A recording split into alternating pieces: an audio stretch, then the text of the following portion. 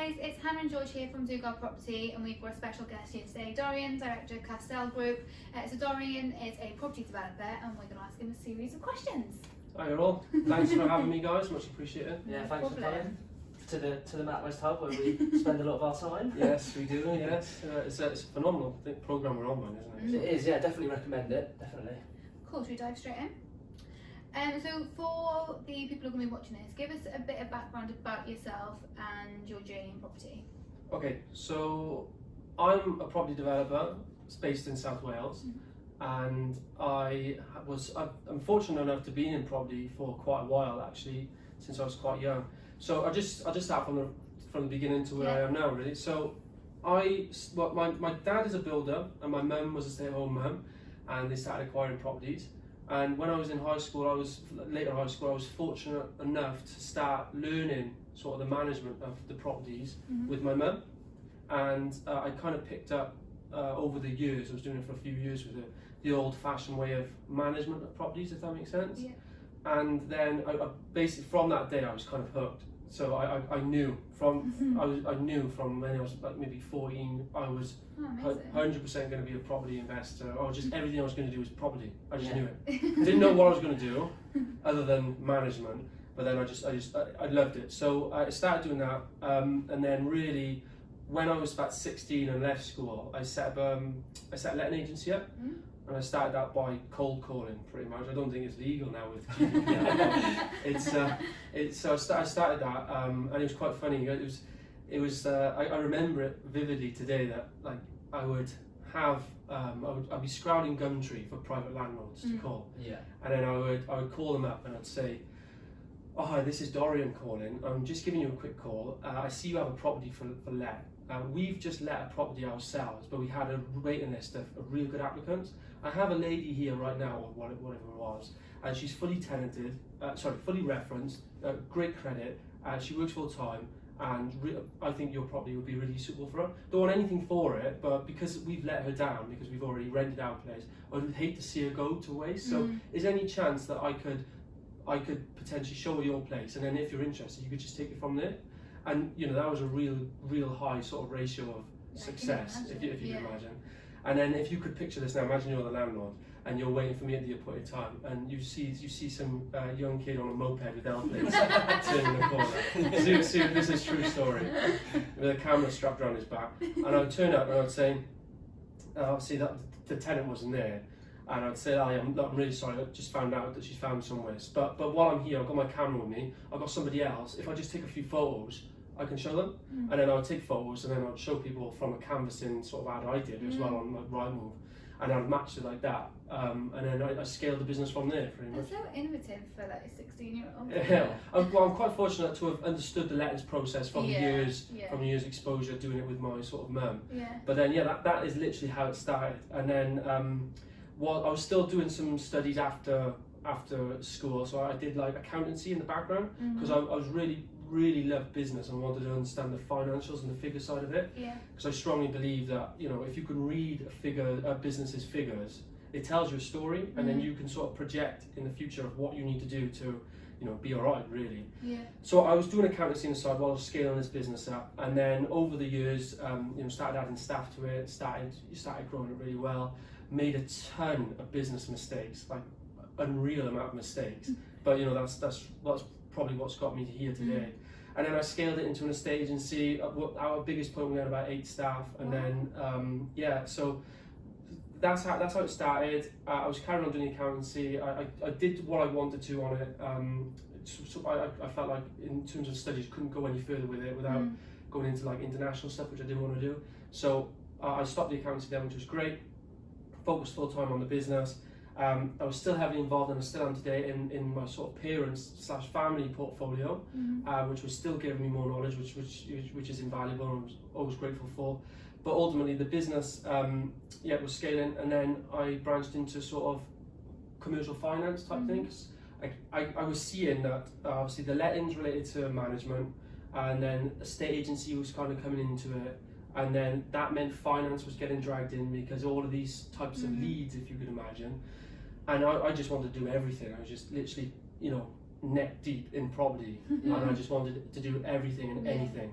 So I was just learning. I was doing exams left, right, and centre. Become qualified in like lettings and sales and finance and things. I just, and grew the business to a point really where, like I said, I made a lot of mistakes. I knew what I liked and what I didn't like by then, because I was doing that then for maybe four years or so, and then I sold it then to a local competitor. No, about 5-6 years, and then I sold it to a local competitor, which was great experience for me.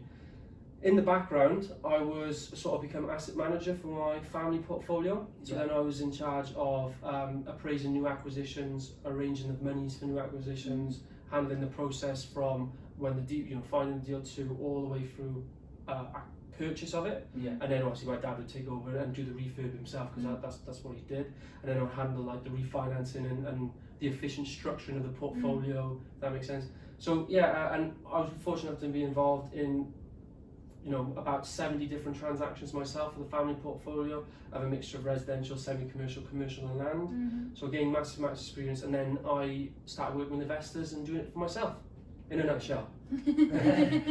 That's really, really interesting, isn't it? Yeah. And so obviously you do have your own portfolio as well. Yes. I think this was a question from Luke in the hub, wasn't it, actually? And he asked, like, what was because I put it out on social media asking people what questions they may have for you. Yes. And he said he wanted you to talk through your first property investment. That was right, yeah. So there's two sides to that. So obviously, because of my age had a limiting factor on when I could start buying for myself, and I still have that problem today with certain lenders. They won't lend to me because I'm under 25. So it's quite strange really, but it is what it is. And back then, I like certain lenders like Precise didn't decrease they were still 25, not 21. So I had a huge problem with getting decent rates, because like the prime lenders that would allow it, like some certain banks and things, I just could never get really favourable terms. If that makes sense. So my first property investment I was involved with like with my family, I remember that vividly. That was when I was quite young, and that was a site in a place called Pill in Newport.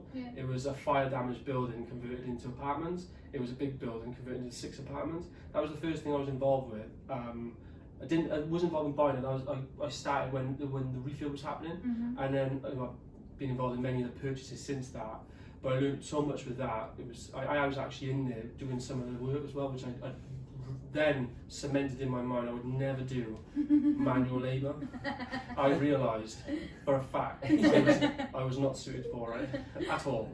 So play to your strengths, right? So that was that one. But the first one I bought myself, I used a lender called Shawbrook, because they were alright for age back then. But I still needed my brother with me, which my brother is 3 years older than me. So so me and Billy, we kind of did I suppose a joint venture really, and we purchased a property and did it up and sold it on. So just kind of flipped it. That was the first one involved with, and then that was the very first one. Learned loads from it, but that started from there really. Oh, that's interesting. That was about 4 years ago. Oh, really? 4 years ago, that I did the first one for myself. So, yeah. And then done loads since. Lots of different things since, yeah. So that was you've mentioned that you had a challenge with lending because you were young. What would you say has been your biggest challenge overall for everything you've done, from the first investment working with your family through to the developments you do now? So, the biggest challenge that I've had is myself. So I'm a very, very fast-paced person, and sometimes I'm doing too much, or sometimes I'm going too fast. But in my head, I'm like, it's okay, because I could reason with myself. I could give myself logical explanations to why I'm doing everything I'm doing. But my biggest challenge was dealing with myself really. And I'll be honest with you, over the past couple of years, it's only really when I've started to understand myself a lot more. I suppose you would call that wisdom.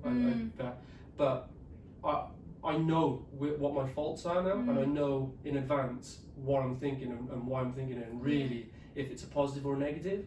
So I've kind of got, it's hard to think, but I've now got like a third party in my own brain that's monitoring me.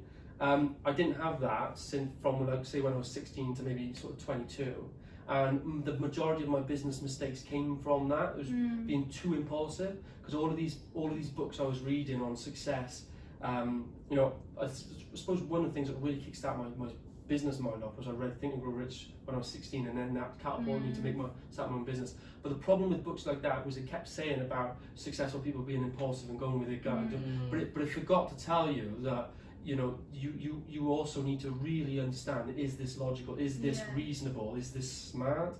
And that's one thing I was not doing. So I was putting myself in hot water all the time, just by not thinking things through. But then a couple of years back, I had to change that, because the bigger the deals I was doing, I've quickly realised one mistake could take me out, completely could take me out. So I had to really, you know, develop some techniques internally of how to work with myself, and that has been my biggest problem with myself. I've had some external problems, like I said, mainly age related, in terms of not lending or people judging on it, but that stuff is overcomable. There's always anything external. Whenever there's a challenge, there's always a solution around it externally. But internally, if you're flawed internally, the problem will continuously reoccur. So you have to be able to solve it. You know, and that's quite similar to Hannah, really. I think I'm quite lucky. I've got George. Hannah's very impulsive within the business, and sometimes I have to say, no, relax. We need to look at this properly. But then I think I'm too like. Yeah, you can be I don't like taking overcautious. risks, do I? So it sort of balances out. Yeah, well, it's good you both got each other to do that. Yeah. I mean, because if it was just me on my own, and I would have the same problem as you. If it was you on your own, you'd be doing exactly what I was doing, and if it was you on your own, you might never do anything. Seriously, that's you know that. And I did a profile test called Wealth Dynamics. I don't know if you've done it. We should have done it, didn't we? Yeah, did you do it? We've not done it yet. Yeah, I highly recommend you do it. Yeah. Regardless if you believe in it or not, but and some of the viewers might have done it, and if they don't do it, I recommend you do it. I think there's a discount code WELL50. I think that is still valid. That's the one I used. But I came out as a creator, and which basically just means you just create chaos because you have these ideas, literally. And that was really true. When I was reading that, it was, you know, really reminding me that I need to develop a team around me that can assist me with sort of my internal problems. And that was the one reason I've overcome what I was like. My mindset was one through actually understanding it, not having an ego about it, learning and focusing on it, and then really the biggest thing was the team around. You know, getting people of personalities. We attended Partners in Property, didn't we, a few months ago, and Angie Nichols was doing a talk there, and she mentioned Wealth Dynamics and how they incorporate that into their building their team, especially when they were recruiting people to work for them. She said it makes such a difference, understanding your personality to then work out who you should be working with to make the business go well, wasn't it? Yeah, definitely, yeah. So you've been in property since you were 16, right? So you've been in property for quite a while now 24. So what would you say in the whole journey would have been your most rewarding moment? So, it's a good question. I mean, I thought when I first started out, and I'm just going to be completely honest, I wanted to get rich as hell. Seriously, I did. I just wanted, you know, I just wanted everything you could imagine. You know, if there was a space shuttle for the moon, I would want it, type of thing. But as the years went by, money became less of a motivating factor for me. So the few of the most rewarding things is the ability, and it's the small moments really, and that you forget and only comes to light when it happens again. So just the ability to just go wherever I want and do whatever I want when I want. You know, that's a real big, that is a massive thing that many people don't have. Like having to ask permission to do something, like, you know, if I had to go to the hospital, you'd have to ask permission, you know, if to go and see a family member, for example. So that's a big thing. The most rewarding thing I would say though is really the people around me that I've met, that the impact. When your business does well, it's great that it impacts yourself, but it's the people, the stakeholders that it actually impacts, that rely on it because they've not really got either they're not that ambitious, or they just rely on it because of other circumstances. You know, when you do something good and it does something good for them, that is the most rewarding. It really is. And you know, when you make money, it's a nice feeling, but it goes very quick. Yeah. Like it goes like within 30 seconds because there's always more money to be made. Yeah. Or when you have money, then you have the fear of losing money or things like that. But when you change someone's life, or when you just help them, or when you've done something that has impacted them indirectly, but in a good way, then you know it's amazing. So property is great because like you take a rundown property and you do it up and you rent it out. And the people that are renting it, sometimes you come across them extremely grateful. Like maybe, obviously, I operate in a sector. I specialise in a sector that is not for. I don't know how to explain it, but they're heavily reliant on the system or on you know the government. And whenever when I deliver a property that's like for disabled, a disability adapted unit or something, you know that'll be there forever, hopefully. And you can always say that that they're living in there because they were on a waiting list and now they're living there because you've done something about it. That's amazing.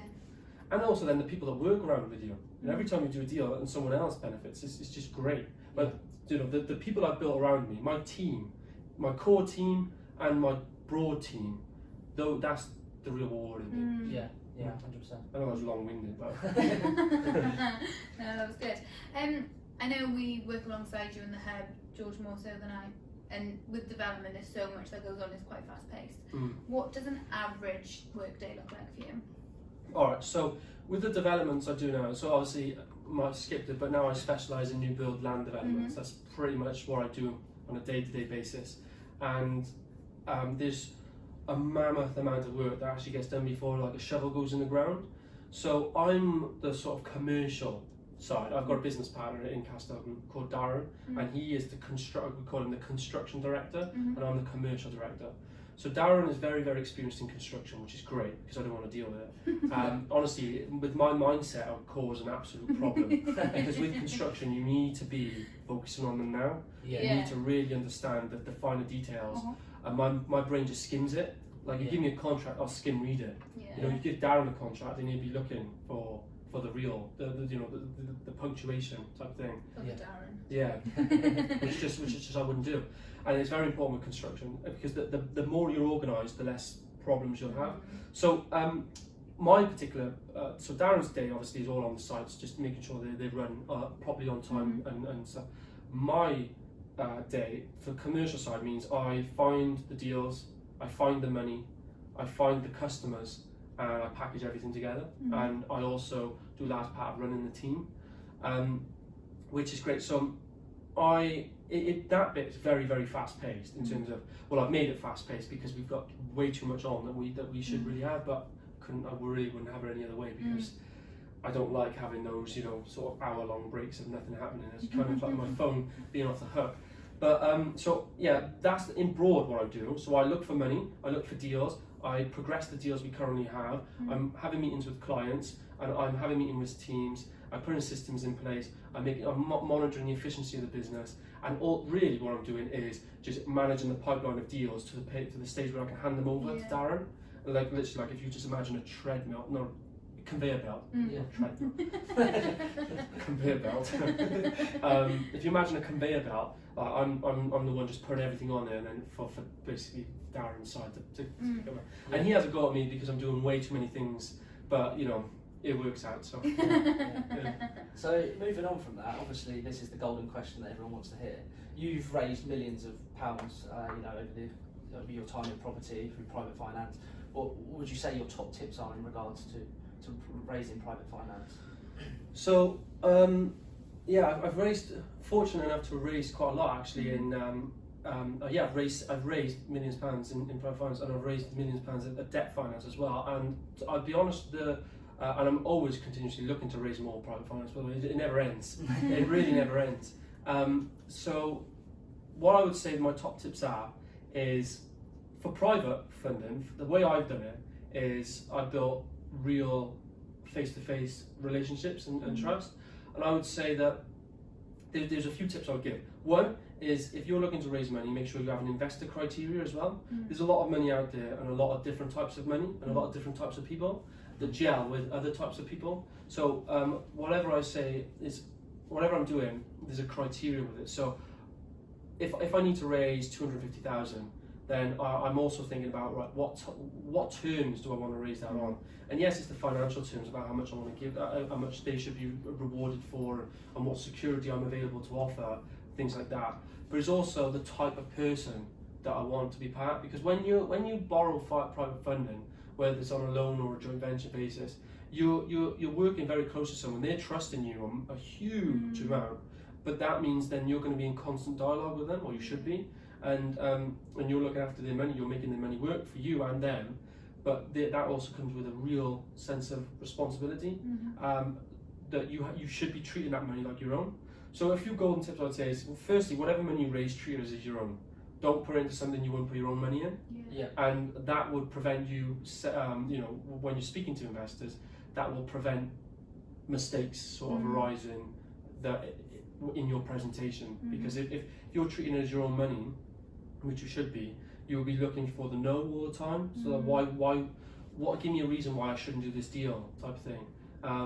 And that sifts out a lot of bad deals. Then the second thing I would do is you've got to be really organised and prepared. You don't have much of a chance to establish trust in investors when you go to meet them. And there's nothing that establishes trust more than when you know what you're talking about, when you know the figures, when you've done the research, when you can answer nearly any question about the development there and then, or if you can't answer it, you tell them exactly how you're going to get it answered and when, by, because no one knows everything. Obviously people don't know everything, but as long as you can get the answers. And don't be afraid to say you don't know. I mean, I've had time and time again when I've had meetings and something's come up and I've just basically said, I don't know that, but I'll find out, and I'll find out by this time, and come back to you before you make any decision. Because we're always learning anyway. The worst thing you can do is pretend you know, because that's a massive risk. Because if they rely then on that information and it turns bad, that's your fault. It's your fault. So those are a few tips I'd say. I'd say be confident. Whatever money you borrow, treat it as your own, or go to borrow, treat it as your own. Be organised and prepared, and be very transparent. Ultimately, and have an investor criteria. So the criteria is extremely important because you'll be able to know within sort of a few conversations whether they're right for you. And don't be tempted by just because you need 250,000. Don't just get it from anybody because it takes a month to get into a deal. Let's just say it takes between a month or two to complete a deal. Transaction depends how fast or efficient you are. But that you could be in that deal for a year or 18 months. And that's how quickly you can get into bed with someone wrong. And if you're clashing or if they're not how you wanted an investor to be for your business, probably that means they're not the borrower that they wanted either. You're going to have a nightmare, other than just the stresses from the project itself. So criteria is really important. But then the transparency things, like I said, don't be afraid to show where your figures have come from. And if you've done your homework, you should be confident in them. Remember, everyone has their own deal criteria. So some investors, when they stress their deal, it doesn't work for them, or it does work for them. But and that's fine. But be transparent about where your figures come from, where your research come from, and and how you're going to deliver the project. Because all of that is really, as much as they're basing their decision on the deal, they're basing the decision on you as well. And you can be transparent about the security, what you can and can't offer them, and why. And therefore on why that reflects in the return that you're giving them. No, I think they're really good tips, and thank you for sharing those. I think a key question as well, if we just rewind slightly, so you mentioned you did the let-ins and then into the sales, what then made you move into developments? What was your transition? So I suppose a couple of years into property, me being me, one of my things is that I just wanted to do things massive, like the skyscraper we're sat in now. I wanted to do that. But that was probably a push too far for a sort of 20-year-old. It's still a push too far now, but eventually. And I thought to myself that as I was doing more, I was doing smaller deals, and yes, you make money from them and you're making impacts in them. But I just always wanted to do bigger deals. And I just wanted to do things on a much larger scale. Like my goals are really ambitious, but I'm proud of it because that's just the type of person I am. And I can't achieve my goals doing smaller deals. And I wanted to get into development as fast as I could. And that was one of my downfalls, which I'll explain if we come on it. If not, I can explain it now. one of my downfalls was because I was doing things so fast, and the problem, right, with development, it was a good tip I heard from a guy in prominent development. His name's Richard Little. If anyone hasn't heard of him, I highly recommend you reach out to him and connect to him. Very knowledgeable guy. And I went to one of his events once, and he turned around and said that development is not a get-rich-quick scheme. It's a get-poor-quick scheme. It's a get-rich-long scheme if you do it right, and if you're fortunate enough. But you can get poor very, very quickly.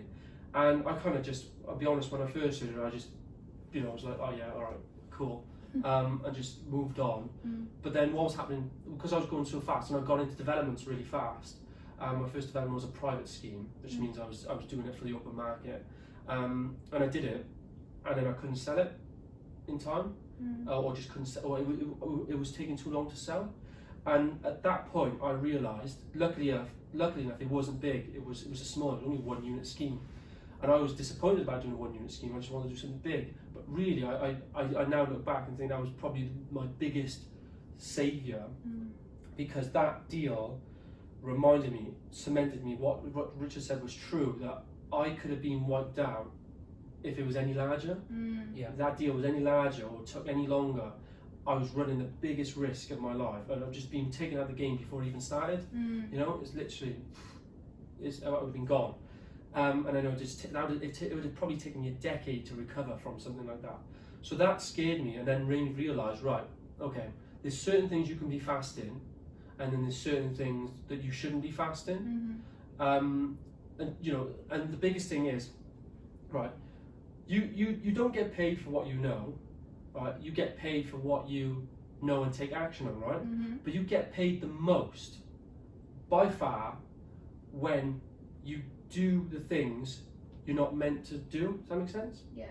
So when you know what not to do and take action on that, you get paid the most by far. And you normally get paid the most by far from not having the losses that you would incur by doing the things you shouldn't do.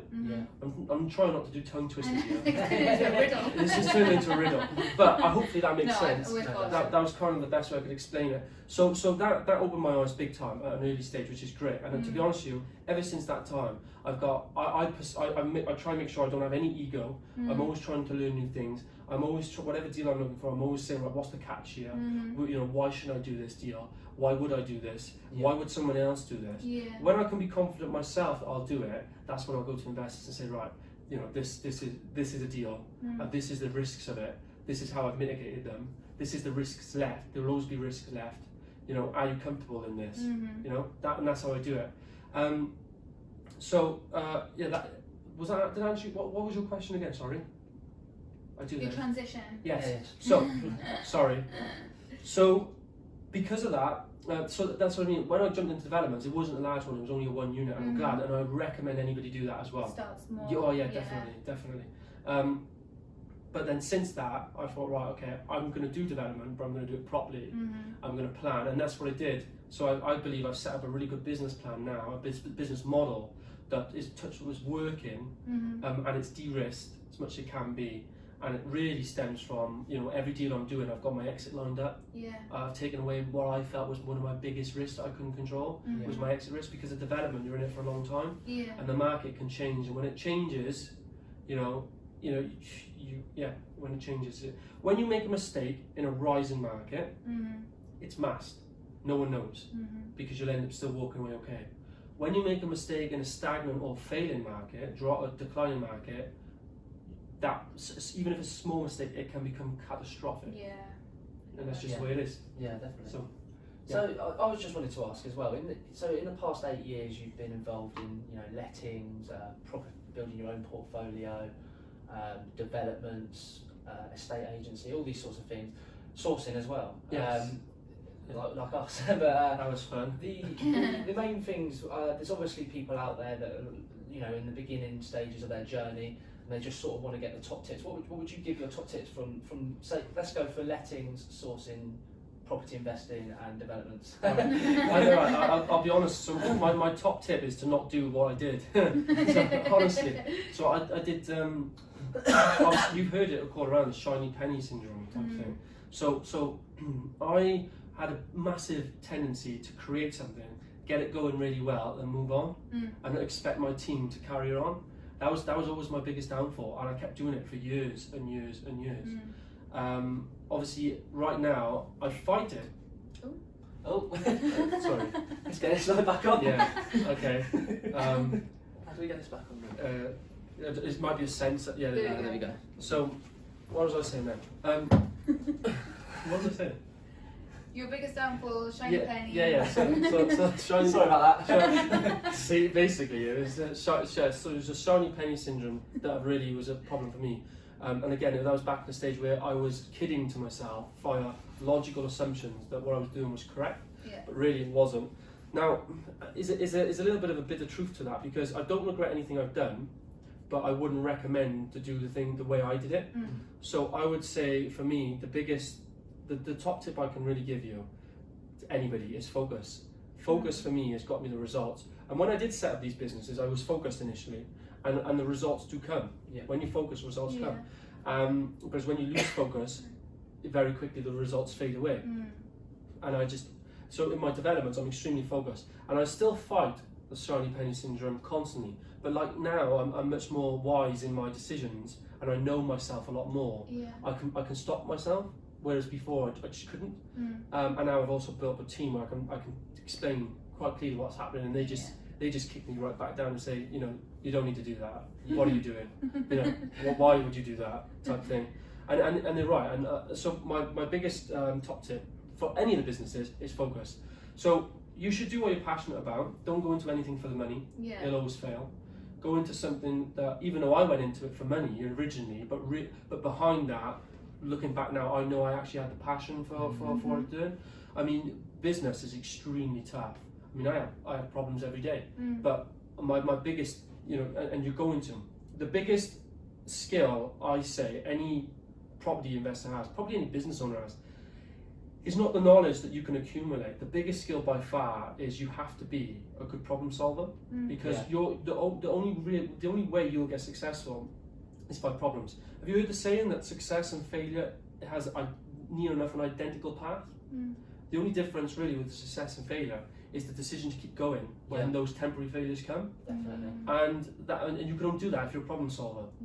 Problem comes, all right, that's bad, what can we do? It's all about the solution. Yes. Everything. There's going to be problems every day in a business, but it's how you solve the problem. We had We're only speaking day about like this that, earlier. didn't we? Friday, felt like we just put fires out all day long. Yeah, but that's what it is. Yeah, it is happening, and it seems to all come at once as well. Doesn't Yeah. it? You might have a good week, and then suddenly it's just like boom, boom, boom, boom, boom. I was speaking to someone the other day, and we were saying about this, and I was like, when the business, when everything runs smooth, I now become very anxious because something's like building up. Something is in the background.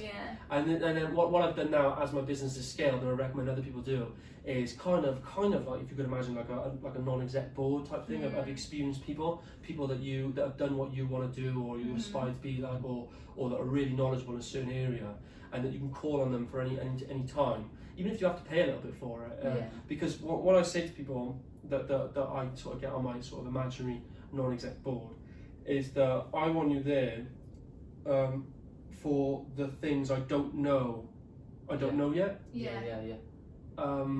Because those, if they could prevent me from making a decision, or they could make me realise something that will happen if I go down a certain route before I know it. Because we're you can't learn unless you've gone through stuff. It's retrospective, and that's just the way it is. Like I said, I wouldn't regret everything I've done because of all the lessons I've accumulated. I wouldn't have been able to get those any other way from all the failures. But if other people have made those failures, and you can leverage off that, just by basically explaining to them what you're doing, and then they can give you the advice. So just to sum up, so those top tips were, for me, was to be very focused. Don't go into something just for the money. Be passionate about it. You can do certain things just for the money in the meantime. So let's just say you literally had no money and you needed to make money. You can do things that are just for the money, if that makes sense. Small things just to get you to a certain point, because you have to. But the overarching goal shouldn't really just be about the money. It should be something that you're really passionate about and want to do it, because that's what gets you going. Money doesn't get you going for those times when they go wrong. because you say, oh, what's the point of getting money elsewhere? Yeah. But it's when your passion kicks in, you can't get that elsewhere. That's Yeah. what keeps you going. Definitely. And then the third thing is surround yourself by people that are smart, I would say smarter than you, better than you in certain areas, and if you can, try and surround yourself by people that have achieved what you have, because they're the ones that can give you those golden nuggets, and they're only going to be few and far between, because you're going to run the business, you're going to do everything, but it's those golden nuggets which you don't yet know you don't know. And they make such a big impact in a positive way. Definitely, and try not to have and when you're speaking with people like that, be very open. Try not to have any ego. Just try and learn something, you know. And that's actually a very good point. Very good point about not sort of acting like you've done more than you have, because you've got to put everything out on the table. If you're speaking to someone that's going to give you tips, you need to be completely open with them. There's a time and place for confidence, for sure. I mean, when you're trying to win somebody over, like an investor or something, you obviously shouldn't stand there and tell them all the flaws in your personality and your business, because they'll never invest with you. They'll sympathise with you. They won't trust you to manage their money. But when you're speaking to somebody that you know can help you because they've been through what you've been, that is the person you should open up to like that. And there's nothing wrong with it. No, I agree with that. No, really good. Again, thanks. No problem. So what's your overarching goal? Great. Actually, let's go firstly with your goal in the next year, and then we'll go for like your overarching. So what's your goal in developments in the next year, and then we want to know your overarching goal. Yeah, brilliant. So my goal for next year is to complete another 4 developments. So we specialise in the areas of all of our developments are between 7 and 20 units. That's sort of our sweet spot at the moment. Over time it will grow, but right now that's fine. It's quite okay for us to raise money on it, because every site we have needs between sort of $250,000 and $500,000. So it's not that, you know, it's not too much to raise, and it's not too little to you know, have small returns type of thing. So is to complete another 4 developments. That's the goal. We've also this year we're focusing. Right now we've got 12 developments in our pipeline at various stages. Wow. So we've got more than enough on than we can handle. We've got 4 sites right now in construction. Our aim was to always have 4 sites in construction every year. And this is me being. So at the beginning of the year, we sort of set that goal. We need to make sure we had 4 sites every year in construction. So I thought, right, okay, so this year I'm going to make sure we have the 12. We have 4 in construction, we have another 4 for next year and 4 for the year after. Great. So I did. So we hit the goal, got 12 secured sites, all between 7 and 20 units.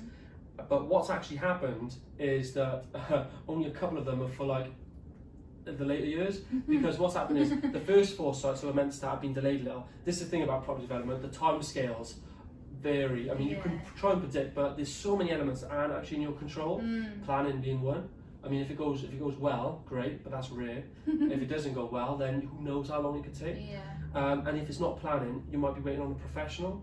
And a lot of the times you're dealing with unprofessional professionals that literally takes you a long time. If you unfortunately working with an inefficient professional or someone that's taken on too much work, you're in for a really hard time, because most of the time it's at a point where you can't really give it to someone else with a lot of these professionals, and you have to wait for it, and you have to chase them. I mean, I've got an example right now, and we've tried to build a team, but sometimes it happens. We've been waiting on one guy has caused a 4-month delay on one project. One guy, you know, and that is the risk. The risk is in the element you can't control. Honestly, I have kicked, I have screamed, I've thrown the table upside down, I've done the worm. It's nothing's worked.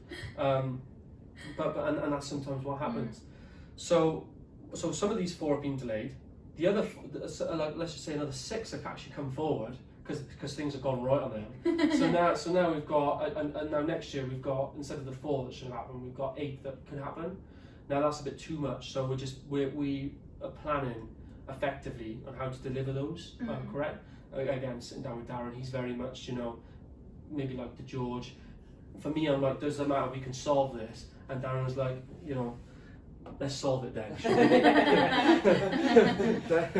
You know, so we're doing that, which is great, and we're working through it, which you know, got every confidence it'll be absolutely fine. It's just about delaying certain things. So next year, Darren's asked me not to bring any sites on that we can deliver, because we just got to finish what we've got. which is fine. I'm up for that as well. So I said, right, I can't sit there twiddling my thumbs, even though I'm not, because all of these sites, I've got to get them through to construction phase, and I've literally got a mountain of work to do. But I don't know, there's something wrong with me that I even though I'm doing all that, You're twitching. yeah, I'm twitching. Yeah. So it's like, because I'm very, very fast. I am fast. Maybe I'm a micromanager as well. I've had some people say, someone like my consultant say, maybe you shouldn't micromanage, but when I was looking into it, it's just the type of person I am. At my stage of business, you know, I don't have a board, I don't have managers.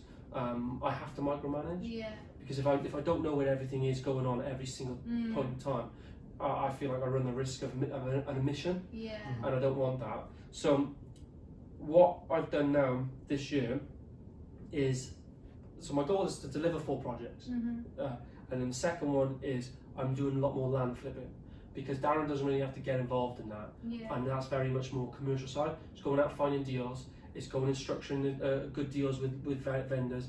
We have to look through probably 300 sites before we can land 5, something like that. And then we have to get those through structure, get an end customer involved, take it through the design stage, planning stage, all that sort of stuff. I can do all that.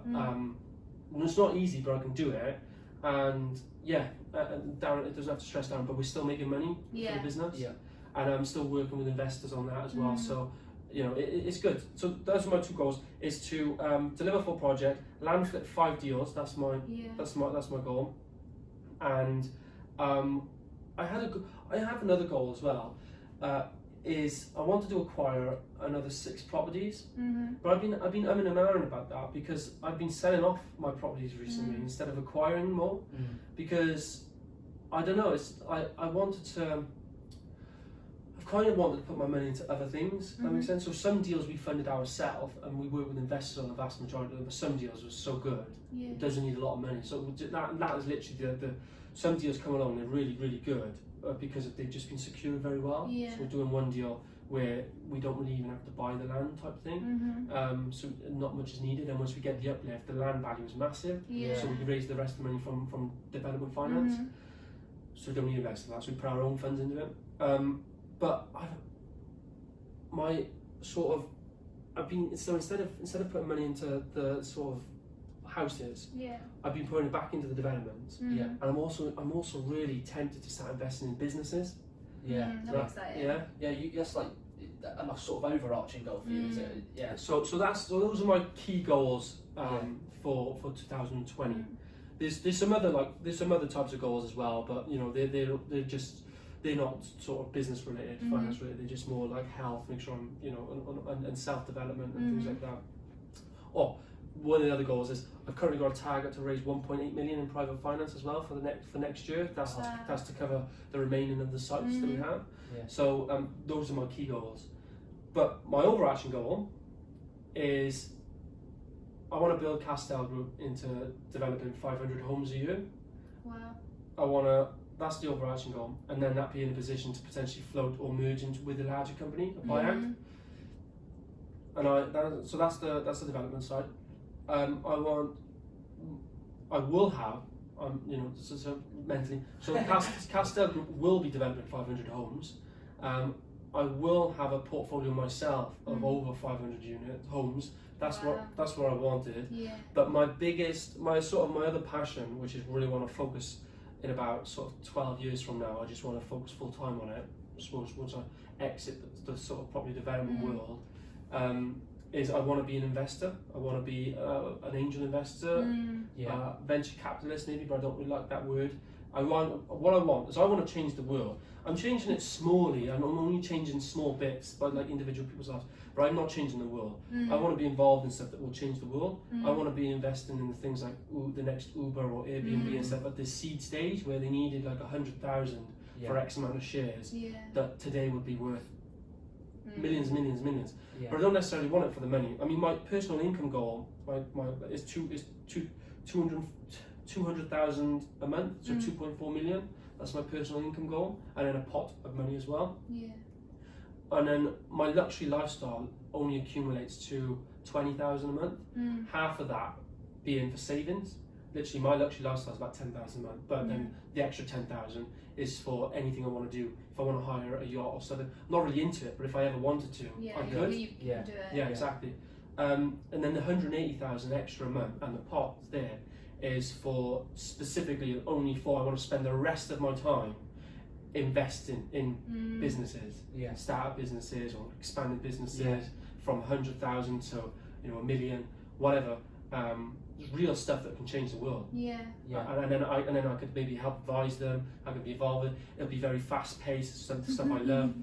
That is really what I'm working towards. Sounds so exciting. He's going to be on Dragon's Den in a couple Yeah. of years, isn't he? Remember us, really big and famous. But I think that has just been the way you just spoke about that and seeing your passion come through. That shows what you said earlier when you said give tips. Make sure you're doing something that you're passionate about, because you can tell, can't you?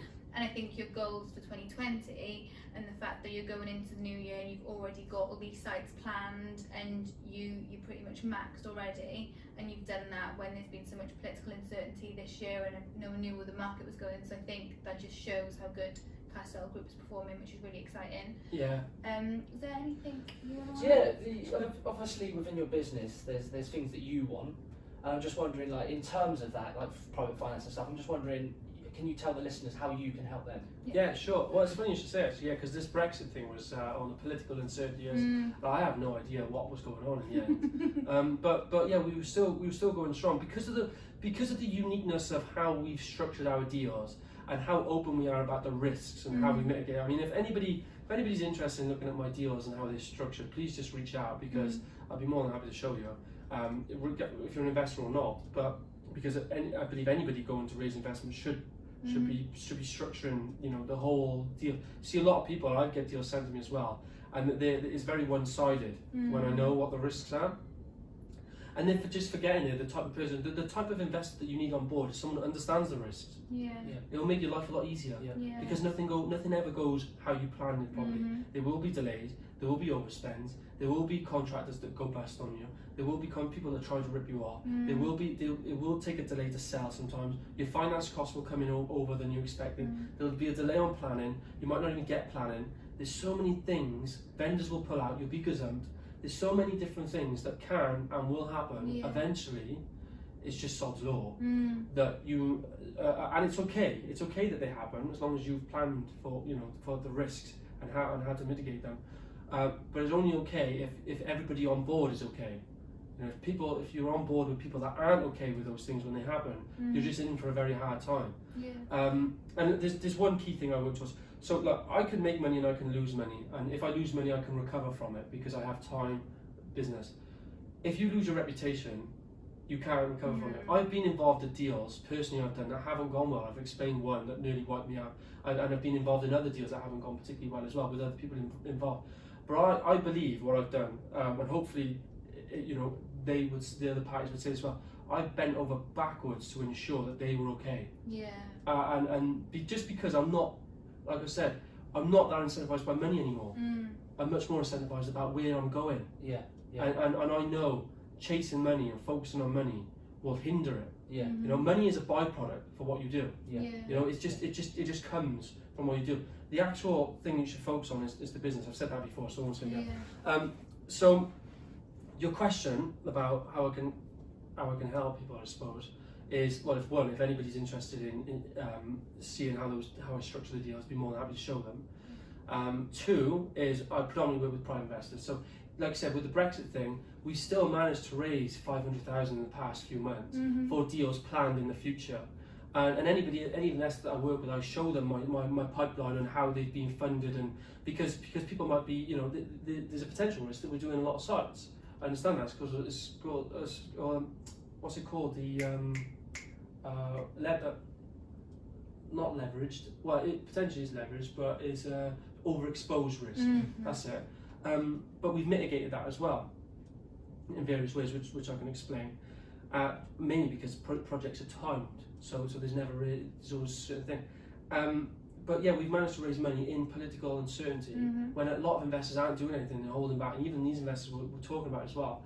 But just because the way we've structured the deal, and we have our exit sorted, and we have a real good team on board to mitigate risks, and the way we structure and acquire sites de-risked as well, that it builds confidence. Yeah. So yes, I can help by showing how the deal structured. I can help private investors that are looking for a deal or an investment that they can earn good returns on, that they feel that the investment is the risks are mitigated in them, and they know what the risks are, that they're going into things with their eyes open. I can definitely help on that point of view as well. And then I suppose if anybody is liking what I'm saying and maybe wants a little bit of help in their next stage of the journey, just reach out as well. If I can help them in any way, then I'll be more than happy to do so.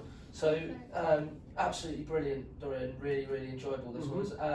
And if someone was to reach out for you, to ask for tips on their journey, or just to like invest with you on your projects and stuff, how can they reach out to you? So I'm on the social media platforms. I'm not very good at it. I try, but I don't understand how you're much better than I am. I have no idea what I'm doing. He really. enjoys it. That's what. Yeah, it is that. Hobby Isn't it is. Yeah, it's a little hobby of us.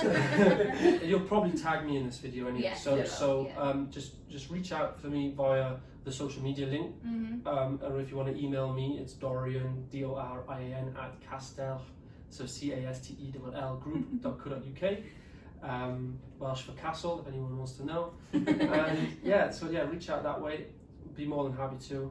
Even if you just got any questions or just want to talk about certain things, that would be great. Cool. Great, thank you. Thank you so much, Dorian, and I'm sure we'll do this again in a year's time. When, and you can, when you've reached your goals. yeah, exactly. Perfect. All right, thanks guys, and keep an eye out. We'll have another guest on soon. Thank you.